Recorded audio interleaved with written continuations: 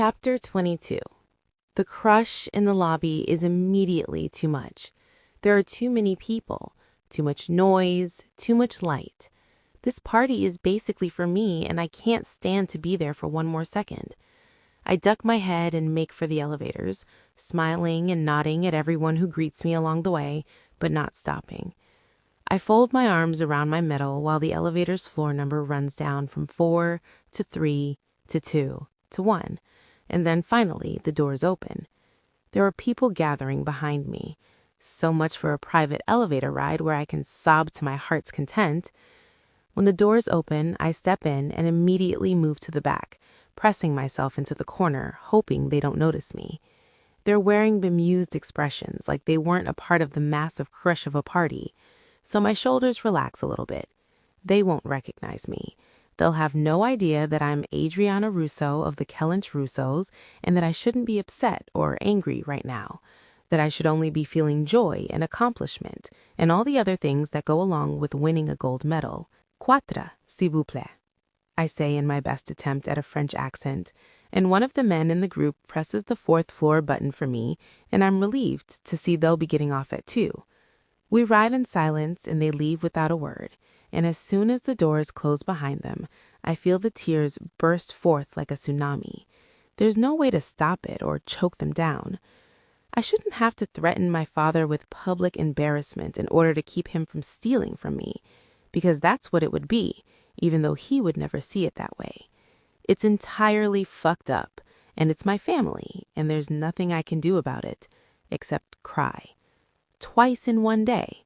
Probably some kind of record. Those were happy tears, but these? It's not only sadness, it's frustration and disbelief and anger at my own disbelief, because how could I be so naive to not see any of this coming? Blindly, I tread down the hallway and unlock my room door before shutting it behind me and bolting it. Maria's at the party. She won't be back for a while, but I definitely don't need her to see me like this. She wouldn't be able to handle it. And that's fucked up too, because even after all of this, I'm still thinking about what my family needs and wants before me. It might actually be good for Maria to see what Dad and Elisa think is important. Very likely her as well. Money and prestige. That's it. I'm not really sure why I assumed anything else mattered, but I won't make that mistake again. Lesson learned. I step into the room and kick off my shoes, and my foot lands on something, a small packet of paper I can't really make out as I lean forward in the dark. Patting the wall beside me for the light switch, the small hallway that leads into the main part of the room is suddenly lit in a warm golden glow from the ornate sconces that sit on each wall. It's an envelope, a pretty thick one with my first name scrawled across the back.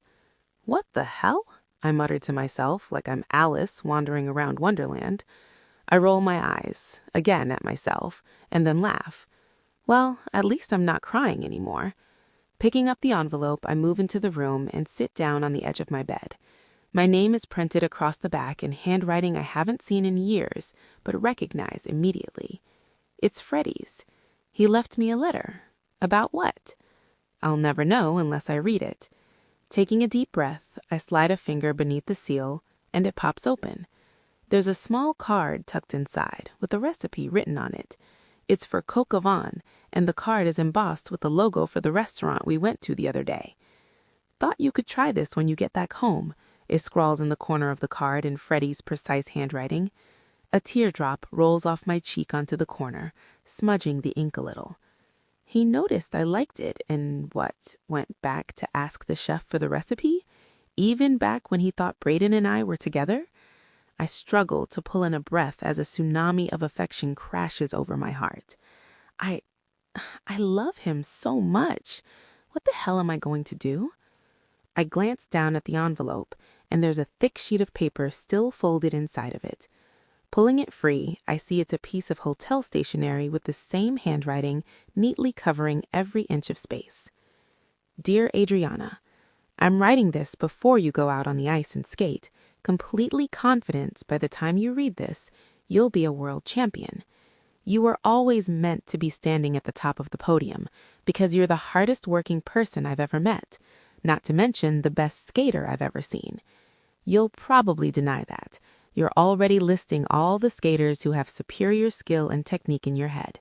Stop it. None of them are you, so to me, all of them fall short.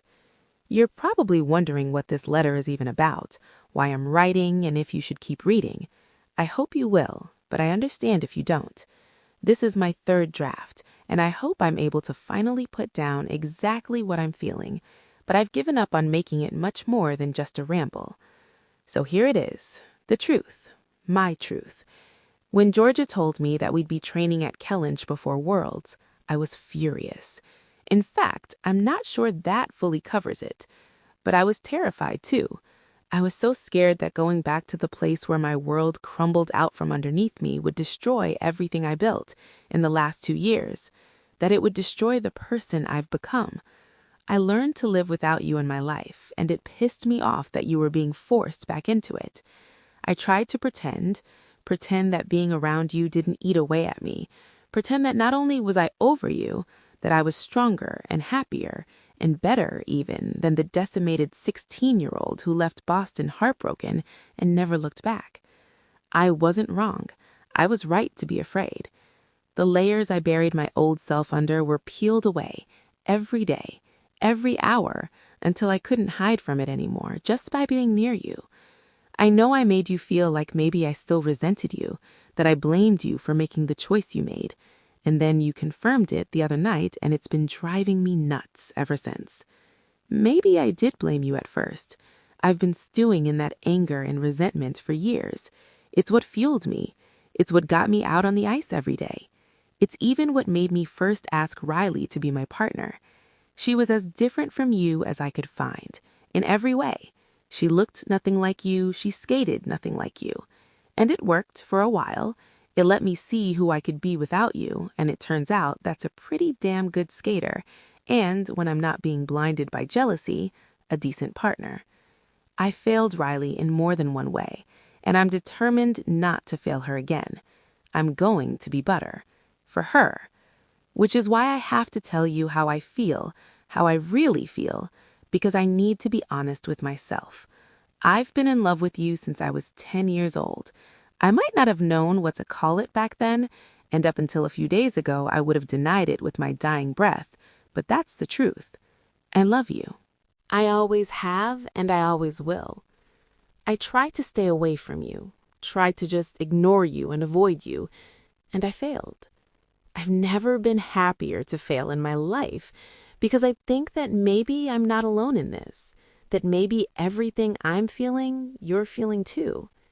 Maybe this is the coward's way out, leaving you a letter like this, not facing you and telling you, but I know I'm probably crossing a line here, and you've probably moved on, but if there's the slightest chance, I can't leave it unsaid. A look or a word will be enough to let me know if I've read this all wrong, or if somehow I've read it right. But no matter what you decide, I'll respect it. Love always, Freddie O'Connell. I release a long breath because I held it the entire time I was reading it. He loves me. He's always loved me, even when he tried to convince himself to hate me, just like I loved him, even when I tried to convince myself I was over him, when I tried to convince myself it was okay that he was over me. We're such idiots. And yet, even though this letter is everything, even though all I want to do is run out of this room and find him and kiss him, I can't do that. He must not know how Riley feels, though how can he not? And suddenly I know what I have to do. I need to talk to Riley right now. I'm going to tell her, be totally honest, and whatever she says, that's what I'm going to do.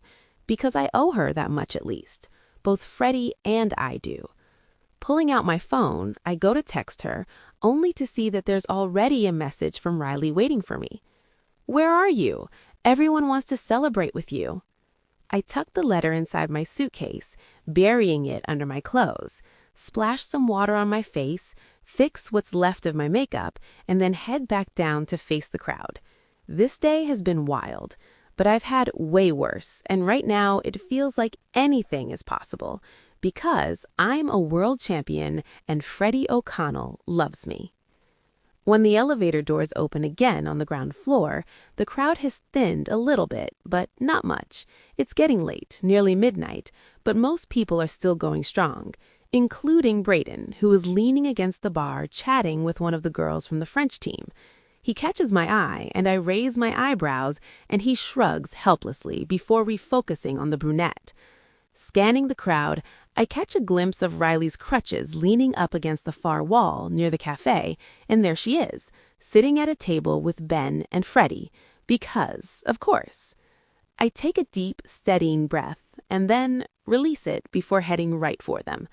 "Hey guys," I say, hoping my voice doesn't sound as squeaky as I think it does. "Hi." Freddie's voice cracks a little, and he's standing up out of his chair so fast it rocks back and nearly crashes to the floor, but Ben catches it. "Hi," I say back and smile. "Hi," he says again, and a small smile starts to form on his face too.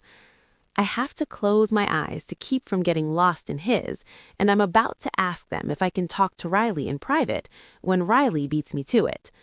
"Boys, go away, it's girl talk time," she says, shooing them away. Ben stands, clapping Freddie on the shoulder. "Let's go see if they have any more of those croquettes." Freddie hums in agreement, but he stumbles a little when he tries to follow Ben without turning away from me. "Ah, they're gone. Okay, sit down. I have to tell you something." Riley grabs my hand and pulls me toward the chair that Freddie vacated, and I brace myself because she's giggling, and I know that giggle. It's the same one she used when she talked about Freddie back in Boston, or when she thought Brayden and I were together.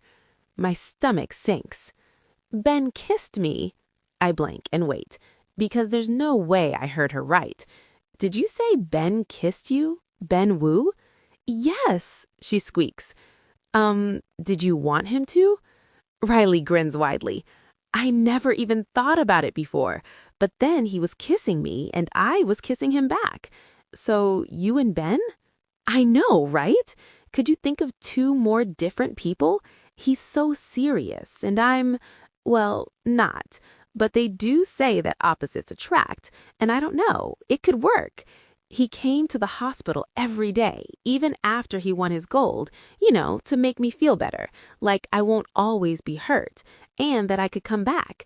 Part of me, like a really, really tiny part, is glad I got hurt, because I don't think we'd ever figured this out.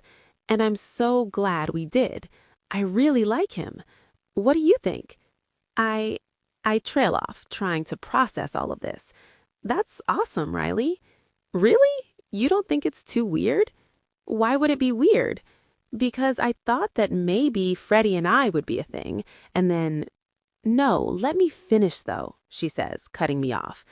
"I thought that it made sense, Freddie and me, and then I realized that he just didn't feel that way about me. I mean, Freddie isn't the kind of guy to not ask a girl out if he likes her. You're right, he isn't, and, well, he might have. I think I might have. I like him, Riley." Your eyes go wide. "I'm sorry, I should have told you so long ago, but then Brayden and I decided to pretend that we were—" "You were pretending?" "Yeah, it was such a stupid idea, because Brayden is super for real in love with you." "It was that obvious? Ugh, I'm such an idiot." Snorting, Riley nods. "Yeah, kind of. But you guys are okay?" "Yeah, we will be. But I had to tell you about Freddie because I think he might— No, I know he feels the same way. But if you're not okay with it—" "Are you kidding me? I'm so relieved.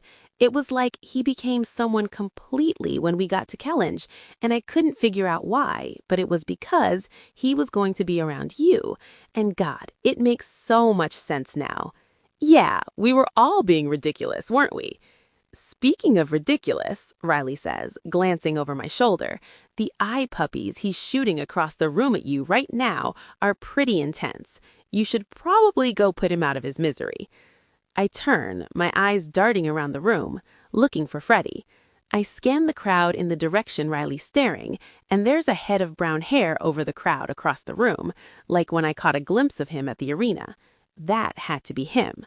He came and he watched me, but first he left me that letter. That's why he wasn't in the stands. I stand from the chair so quickly I knock it to the ground, but I leave it there. I can't lose sight of him again, not now that I finally have hope. I battle through the crowd, which is getting rowdier by the moment, with fewer people but more alcohol. Charles shoots me a thumbs up from across the room, where he's standing with the Nike reps, but I pretend I don't see him and instead focus on Freddie's back. He's talking to Georgia, who meets my gaze over his shoulder and smiles and then nods to me, which makes Freddie turn around. Finally. "Hi," I say again. He laughs and runs a shaky hand through his hair. "Hi. Can we talk?"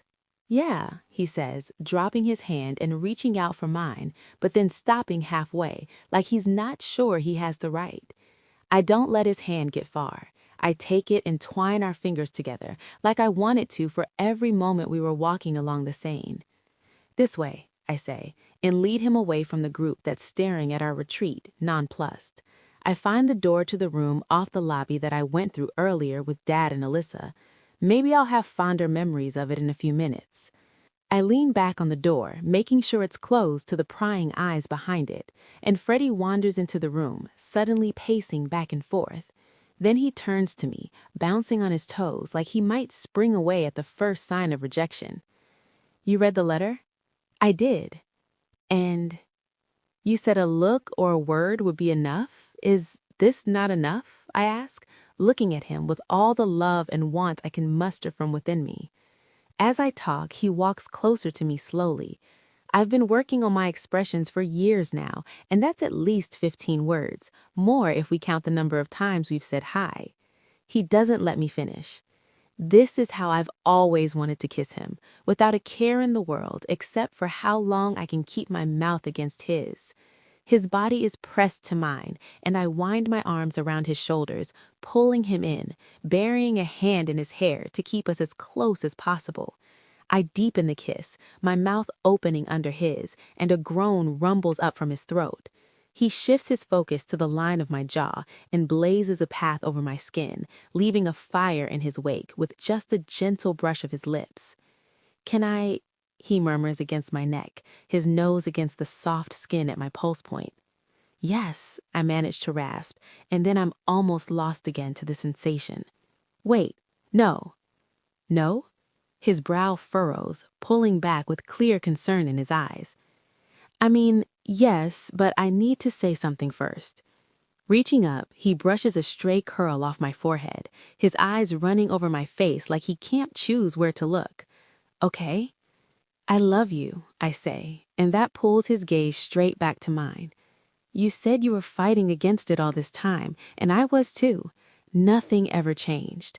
I tried to pretend like it all didn't come roaring back again when you walked through the door at Kellynch, but it did, and it scared the hell out of me.